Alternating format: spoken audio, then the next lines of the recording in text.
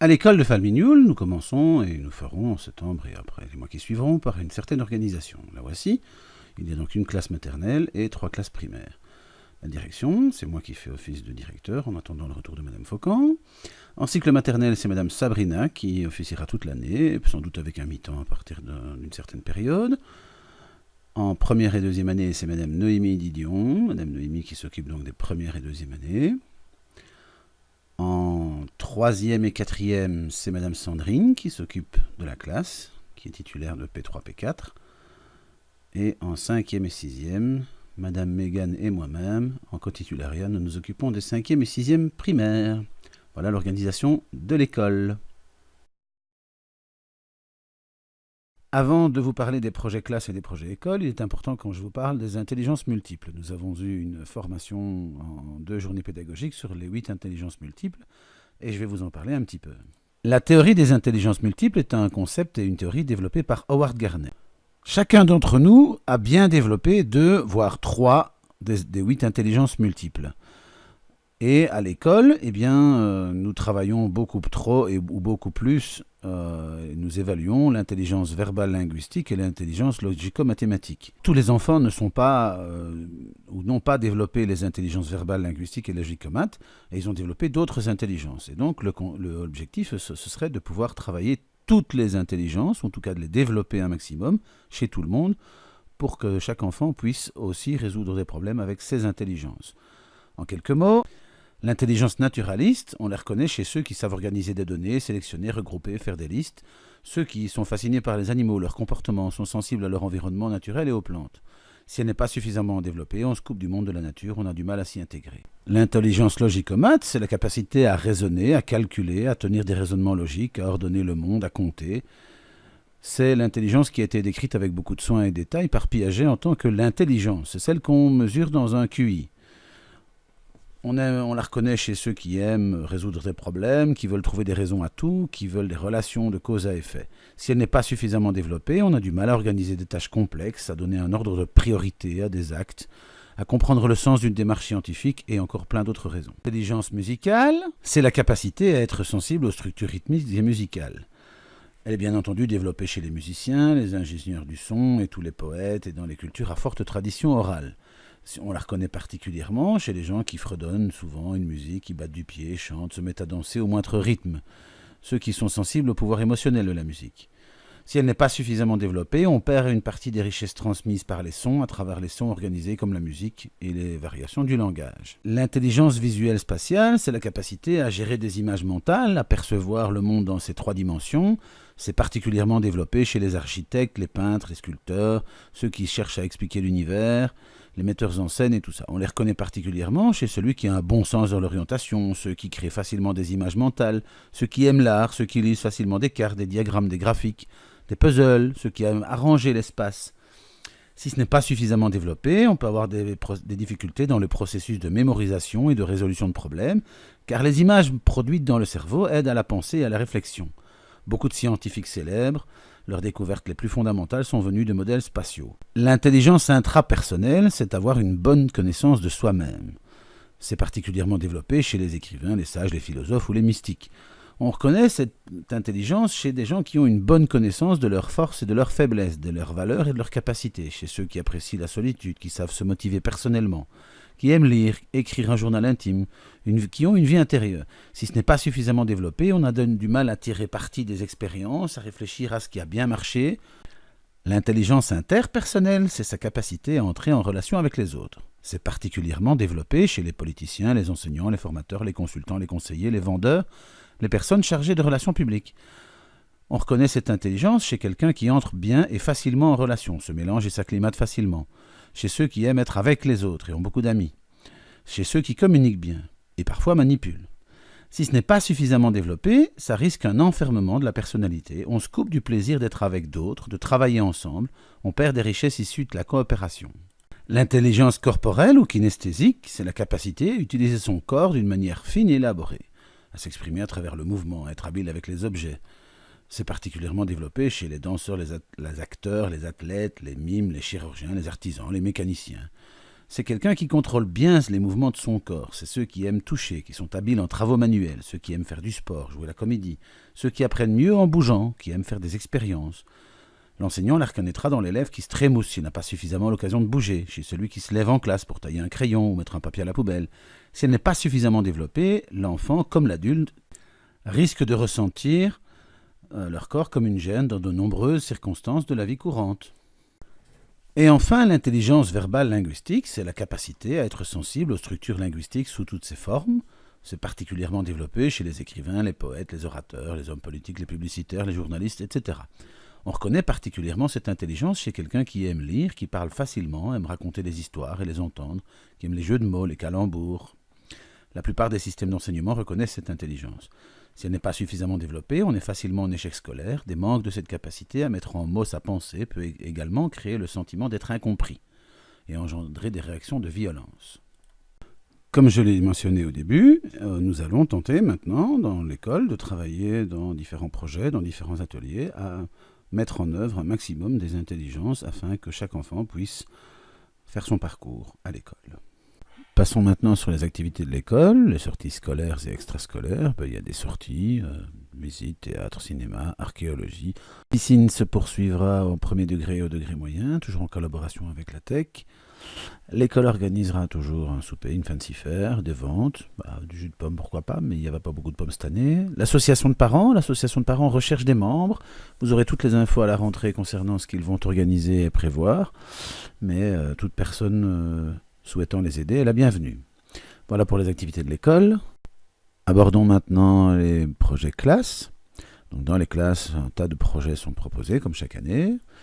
En maternelle, la plus grosse partie du projet sera orientée sur l'éveil au sens, avec toute une série de petits ateliers, des découvertes nature, des prises de conscience du schéma corporel, de ses sens. Un cahier de vie qui sera complété toutes les 2 à 3 semaines selon le contenu de ce qui s'est passé dans la classe. Une activité petit chef où les enfants vont cuisiner, une recette du mois. Et donc les enfants vont cuisiner, préparer et goûter ce qu'ils ont préparé. Et des ateliers autonomes de type Montessori, programmés plusieurs fois par semaine, construits avec du matériel simple, et que les enfants vont pouvoir travailler plus d'une fois. Voilà pour le cycle maternel. En première et deuxième primaire, redécouvrir le plaisir du livre et de lire. Et c'est surtout quelque chose de très important pour tout le cycle primaire, c'est le plaisir de découvrir des livres très variés, de découvrir les illustrations, de raconter, de se servir de cela en deuxième primaire pour travailler les outils de la langue, la grammaire et la conjugaison, participer à des concours, écrire des livres pour raconter des histoires, pour être lu. C'est quelque chose d'important, et partager le travail de découverte, les coups de cœur, via l'ENT ou d'une autre manière, tout en aménageant la bibliothèque. Aimer lire, aimer les mots, c'est quelque chose de très très important pour nous cette année. En 3e et 4e primaire, Madame Sandrine va amener tous les enfants à travailler comme intelligence multiple l'aspect musical et kinesthésique, et donc en travaillant la danse, la chorégraphie, maîtriser son corps en rythme. Moi qui n'ai pas cette intelligence musicale et rythmique développée, je me mets au défi d'y participer. Alors, en 5e et 6e primaire, des cours, des vidéos pour le PNT et pour le NT, j'y reviendrai plus tard. La Lego League. Lego n'est pas une société philanthropique, mais elle a créé pour une partie d'éducation. Et la partie éducation, il y a des robots que l'on peut programmer facilement avec un programme sur tablette, et on peut leur faire des tas de choses. La Lego League, c'est aussi une compétition qui a lieu à Ciné, qui est mise en place par Technobel Ciné. Donc les enfants, pendant plusieurs mois, peuvent s'entraîner et doivent réaliser en 2 minutes 30 le maximum des 20 ou 30 missions qui sont mises en place. C'est une démarche de longue haleine. Ceux et celles qui participeront à l'équipe, ils vont devoir s'entraîner, faire des essais, des tests, des programmations. Tout ça se fait à l'avance et le jour du concours, ils participent. Mais il y a aussi une partie pour les premières, deuxième, troisième, quatrième où ils peuvent aussi réaliser, ici c'était une base lunaire, avec des outils techniques et des petits robots aussi qui vont participer. Ils vont expliciter ce qu'ils ont réalisé. Madame Faucan et moi-même, nous avons avons fait partie du jury l'année dernière et on écoutait des enfants de maternelle à la 2e, 3e primaire qui avaient inventé leur base, qui avaient optimalisé leur base et qui nous expliquaient l'histoire de leur base. C'était vraiment très très très chouette. Et les équipes de plus grands doivent aussi expliquer leur démarche et leur recherche. Et le championnat donc se fait, c'est un championnat concours, c'est aussi pour le plaisir, comme vous voyez, les robots doivent faire des différentes missions, aller appuyer sur un mécanisme à un moment donné. Tout ça est bien prévu à l'avance, mais on a 2 minutes 30 sur place et donc ce n'est pas des plus évidents. Mais c'est vraiment très très chouette, c'est un gros défi de recherche, c'est un défi de démarche scientifique, c'est un défi de collaboration entre eux pour arriver à ce qu'en 2 minutes 30, ils arrivent à faire le maximum de missions.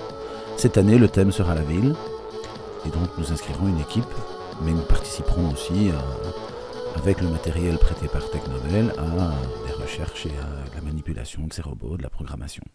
C'est vraiment quelque chose de très très très agréable à faire, et les enfants sont passionnés.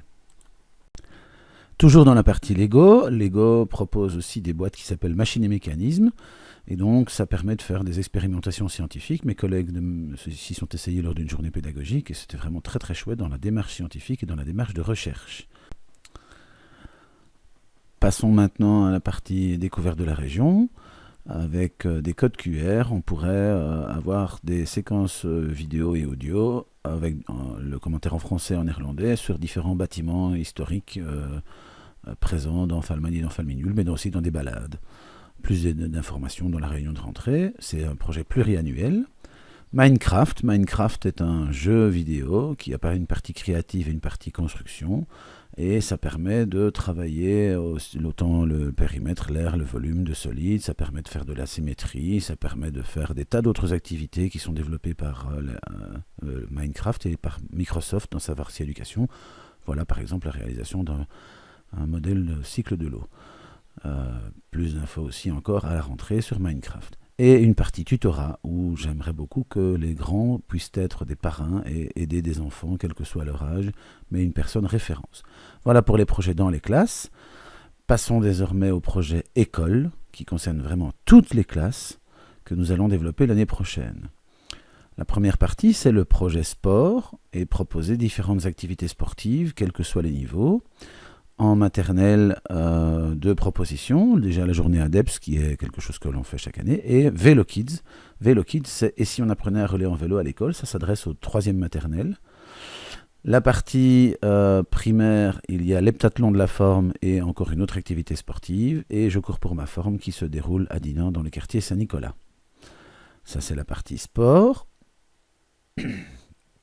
En partie projet nature, le chalet de Monsieur Paul, l'étang d'Armand, c'est découvrir le biotope aux alentours de l'école, dans plusieurs sorties gérées sur l'année, à chacune des 4 saisons, aller à un des endroits prévus, au moins une fois, découvrir les biotopes de la forêt, du ruisseau, de l'étang, essayer d'avoir des spécialistes, des gens qui vont pouvoir nous aider, et communiquer après sur ces projets.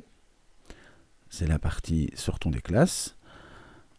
Le projet jeu, nous voudrions construire des jeux dans tous les cycles et permettre aux enfants de jouer avec autant à l'école, mais surtout de pouvoir emporter ces jeux et de pouvoir jouer avec papa, maman, ses frères et ses sœurs à la maison, en expliquant comment jouer, en expliquant les règles et en expliquant ce qu'on a fait avec ce jeu. Alors, vous êtes aussi bienvenus dans l'apport de jeux, dans la créativité, la réflexion quant à ces jeux. Jouer ensemble est important. 4e grand projet, le plan langue. Nous souhaiterions et nous allons mettre en place 1 heure de cours par cycle, maternelle, P1, P2, P3, P4, P5, P6, sur 30 semaines de l'année. Donc 1 heure de langue anglaise, de découverte de la langue anglaise par des jeux, des animations, des chansons. Il s'agit d'un projet pluriannuel, d'un budget de 6 400 € par an. Pour cette année, le budget est bouclé, donc vous n'aurez rien à payer. Et c'est donc la SBL Tradanim qui est spécialisée là-dedans, qui viendra 1 heure chaque semaine pour chaque groupe. Ce sera sur une matinée qu'on s'arrangera pour que ça soit le cas. Et c'est un projet pluriannuel, et donc c'est la première année du projet, mais nous continuerons. Dans la partie numérique, pour vous rappeler, le Moodle est 2 ENT. Le premier qui existe déjà, c'est la plateforme de l'école.